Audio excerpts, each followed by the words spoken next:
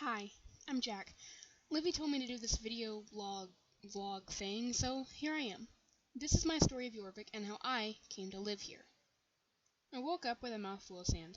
Livy was shaking my shoulder with a very worried expression. Ghost, my dog, was licking my face. I sat up and spat out sand. Livy jumped back, which made me look. I'd never really scared Livy before. I looked around the beach. There were rocks that towered over Livy and I. "Where are we?" I asked Livy. "How should I know?" she answered, staring around just as much as I was. There was a gently sloping hill that we decided to climb. Then we reached a road and admired everything around us. We had never really seen so much greenery. Then Livy pointed something out, a building near us, light yellow walls. It looked like a fort of some sort, so we started to walk towards the fort.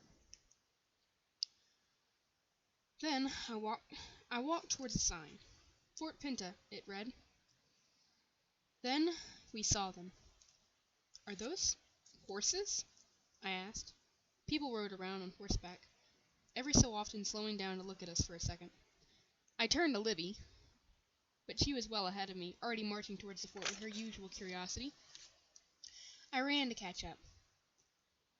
Livy was at a weird bridge by the time I caught up, and then she told me just to keep quiet until we figured out where we were. I couldn't help but think of an old poem. In the sea, just by me, I saw the horses cry. For their freedom we had taken, and they felt that never would it lessen. So on an island that they live, they never will have to give. To those who dare to enter, never can they get to the center. For the sea is forever churning, and the boats will never stop turning. So there the steeds will say, seen only by those who aren't held at bay. At this point, Livy and I were looking around, when we heard a voice from around us. A man with a small beard waved us over and asked who we were. We gave him our names, and then he asked about our bonds. Livy and I looked at each other, confused. The man, John, leaned in close. "You aren't from around here, are you?" Livy and I sighed, caught red-handed, and told him the truth. John's eyes grew wide, and he handed us what looked like elaborate nooses. He told us to go grab a horse and bring he or she here, but not to get on. Livy jumped excitedly and practically sprinted to the horses. She went straight through the horses, straight to one in the back, slipped on the noose like a pro, and let it out to me. She told me to hurry and then led her horse out.